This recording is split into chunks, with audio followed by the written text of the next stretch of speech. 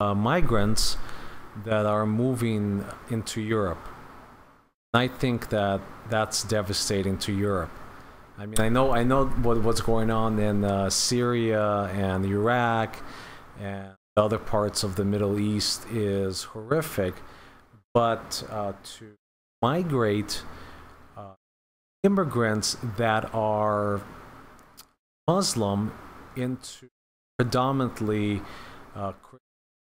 secular society is really not the way to go. I don't know. It's just crazy to me. Okay, but, before we really get into the Europe, because I mean they're right now getting the brunt of this.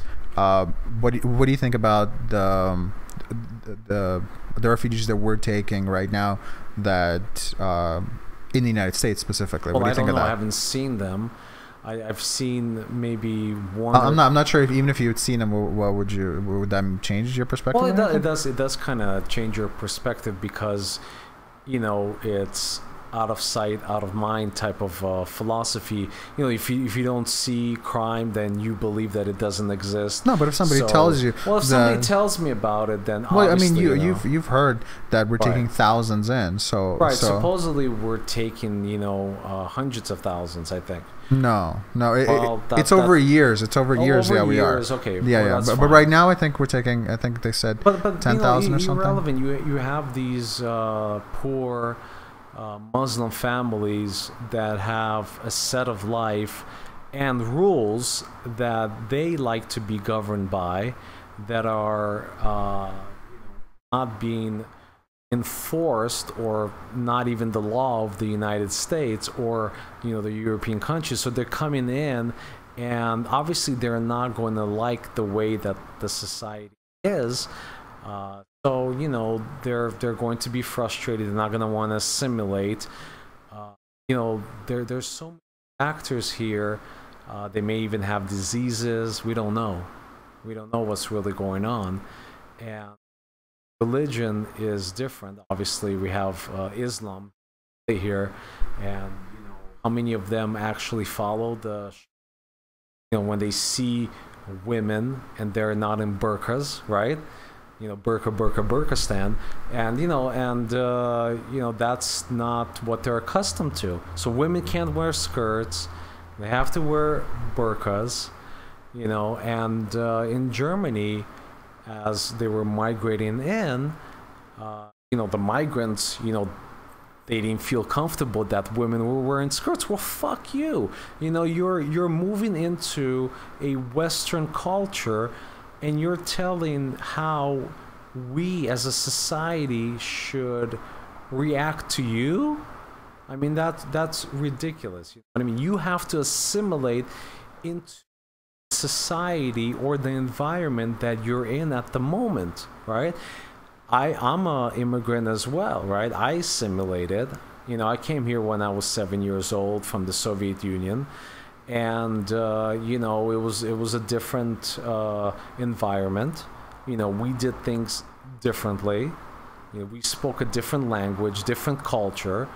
But once you're in a new environment, you have to into it, and I understand that your religion dictates certain things, but you also have to be open and look to where you're at, and try to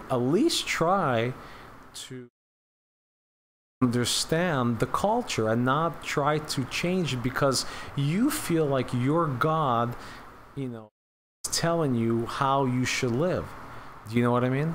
Right. Okay. But my question was more about, what do you think of them specifically coming to the United States? Are you for it? Are you against it? Are you scared of the situation? Are you nervous about it? What are your feelings about that? Not more so about. Well, I know that terrorism is going to increase by default when you really think about it, and I'm not saying all of Syrians or Arabs or Muslims are terrorists. But, there are people that are not going to like the society that is around them. They're going to want to change it. And they are radical just based on the doctrine of, Islam. Yeah.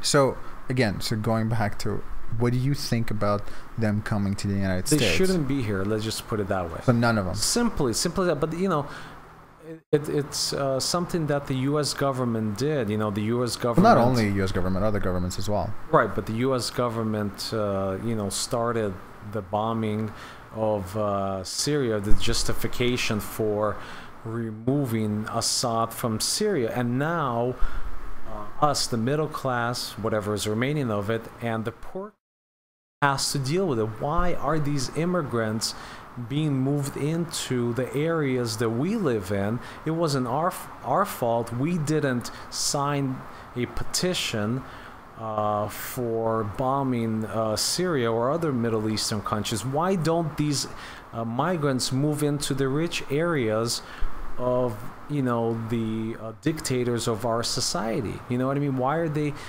being pushed on into our areas? You know what I mean?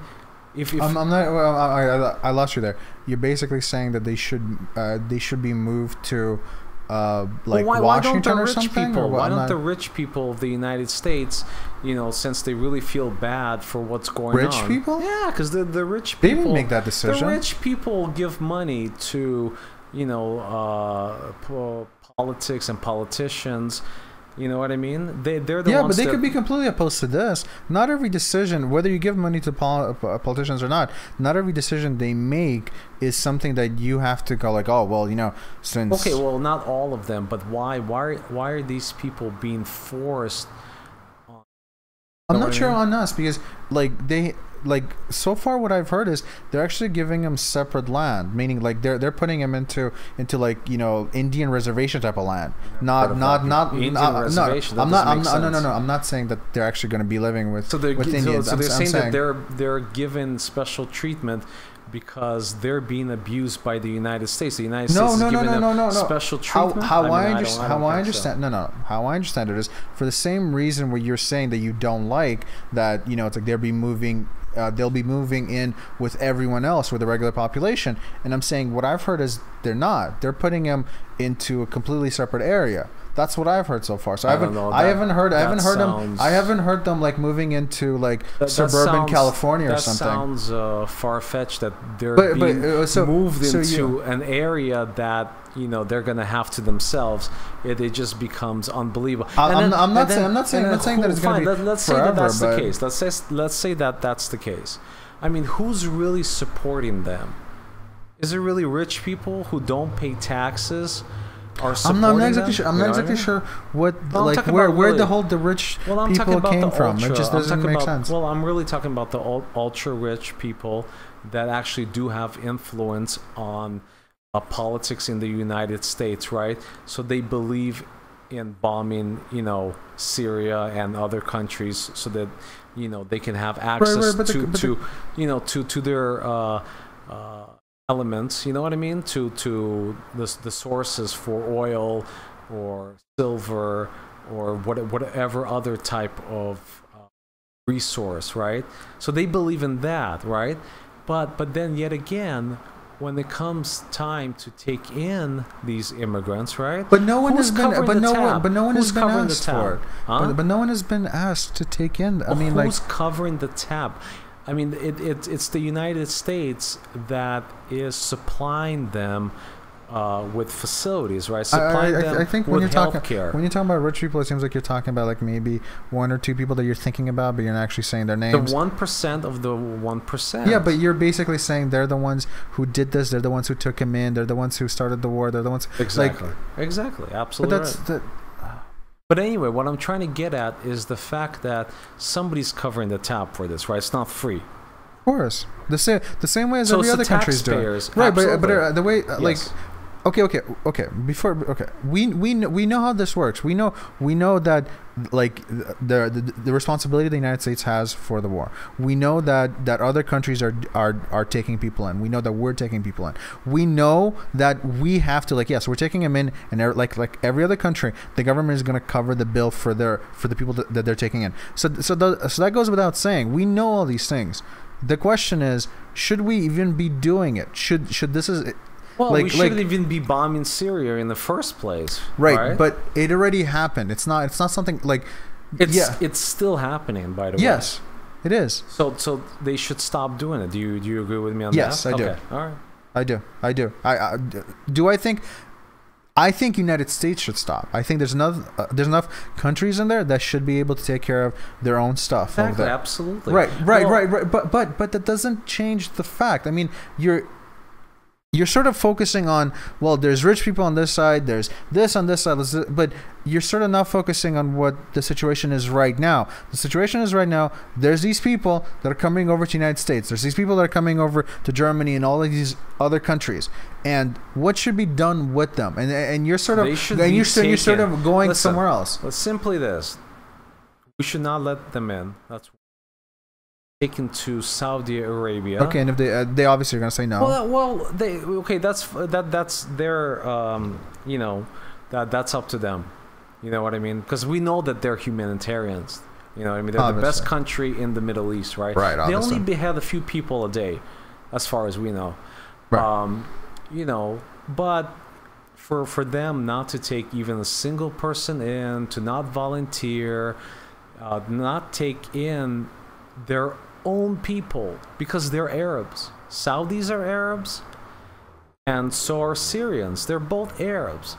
Just because they may have, a different religion doesn't really matter. There isn't one country in the Middle East that wants to accept these refugees. Turkey doesn't want them, right? I mean, they're Islamic, right? I mean, the religion may be bad, but I think the politics of the Middle East is even worse. I think that's a problem that overshadows the religion itself. But why should we take them in, right? I mean, Saudi Arabia is bombing Yemen. You know what I mean? They're also doing damage. They're not going to be taking in refugees coming from anywhere. They don't want to have anything to do with that. And we have to take them in. It's ridiculous. It's not like our economy is great. It's not like we're the only ones that decided to bomb Syria. It's ridiculous. Okay. To give a different perspective here, because I'm more on the side of I'm sort of unsure. I'm not like you're 100% seems like on one side, screw them and let them go back, or not go back, but put him outside of Saudi Arabia and just let him stay there and until Saudi Arabia decides to kill him. I'm more kind of like the pictures that I've seen, at least the few videos that I've seen. We're talking about families with kids and stuff like that. And whenever I see that, I'm like, it's hard to be as like, okay, just get him out of here. But at the same time, I do see the points you were making. Like I'm not disregarding them. I do see them, and at the same time, there is a really good chance that out of the thousands of people that we're taking, thousands of people that Europe is taking, that there is going to be someone out there, like some terrorist attacks that will come out of this, because they most likely do have implants, or even if they don't, there's going to be some kids who are going to get a little older and go, hey, you know what, I believe actually in the other cause, not the guys that took us in.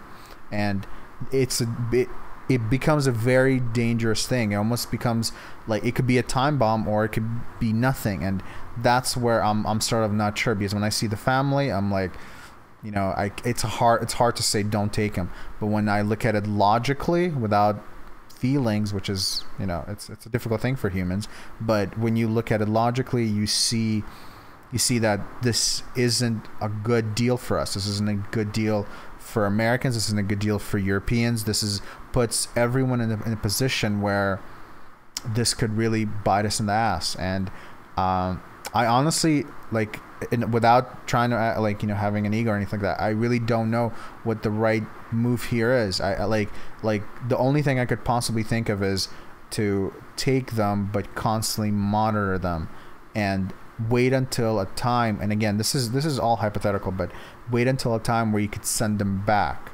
But again, if that could happen, I have no clue. I don't know if it's something that's doable. And I'm I'm sort of on both sides on this argument, so I really don't know what the best solution is. Well, some of the migrants have said that they would love to return to Syria, but really, I mean, Europe, the living standards are much higher. In the United States, the living standards are much higher. So after some time, once you get used to where you're living, you're not going to want to go back. That's such bullshit that you're going to want to go back I completely agree with you. Syria. Do you know by any chance, is Russia taking anyone in? Because I haven't heard of that. No, I don't think Russia would want to take them in. But even if they would try to take them in, I'll tell you this, would be upheaval about it. Russians are very racist and nationalistic, and they don't like Armenians or Georgians or whoever is around them. Let's not paint all Russians with a brush. I'm not saying all Russians, but I'm just saying most Russians. Okay, most Russians are very nationalistic, and you don't like people coming and one, taking jobs, and two, trying to change the culture. And that's really my fear, is the fact that uneducated or very limited of education that these people have coming in with very fundamental Islamic religious thoughts, you know what I mean? They're going to want change. We don't know how many we're going to take in, what's going to happen in the future.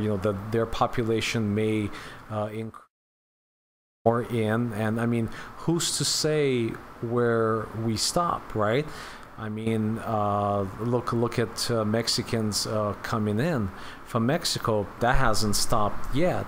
But the difference between Mexicans and Muslims is the fact that they're not forcing people to be Catholics. They're not forcing people to eat burritos and tacos, right? They're not saying that you have to live this way, right? They're not trying to change the culture of, for example, Los Angeles. You can go to Los Angeles and you can see that it's very Americanized, but it depends on the area you go to. And most of Mexicans that are born here, they want to speak English, they want to go to college, they want to be secular. Not a lot of them actually want to faith, but when you bring in Muslims into the mix, they don't want to assimilate. They don't want to change their faith.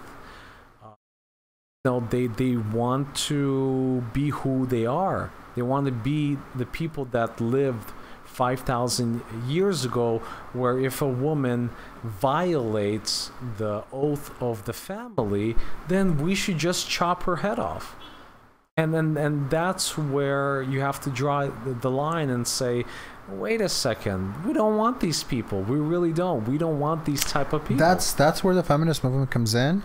The feminist movement in the United States will change their point of views. I really don't think so. I think the feminist movement really goes after, the critical aspects of white society, not ethnic society of Islam or African Americans or Asians or any other culture, because you don't really hear feminists really degrading Japanese, right? Because in Japan, women are a lower class citizen. They have to walk behind the man. You don't hear about feminists, talking about how, Japan, they're sexist and all that stuff. So, okay. I really don't think that that's going to even play a role. All right. Okay. So let me ask you this then. Okay. So to round up this whole thing. So, what do you think? Do you think that there's really any way for this whole, is there a best way to handle this situation? That's Send them to Australia. All right. Okay. But in all seriousness, is there the best way to handle the situation? Yeah, I mean, the best way would be to stop trying to oust Assad, stop the bombing. Simply, if the United States would stop bombing Syria, Russia would probably eventually stop as well. I mean, they would take out ISIS, right? And they would stop bombing as well, so things would go back to normal. but Well, what do yeah, you, but this okay, but this is something that won't be fixed over a day. No, it wouldn't be even if fixed. United States, which there doesn't seem like they're doing anytime soon, they're still going to be there. Whereas, yeah, basically, what are they supposed to do? I guess what are like United States? Yeah, basically, the United States and the Syrians, the not the rebels, but the refugees. What are they? Are they supposed to just basically hide it out while they resolve this? What would you say? Well, I mean, there are a lot of safe havens in United Nations control. I mean, there are places where they can go. Iraq, I'm sure. There are places that are controlled by the pro government. They could be.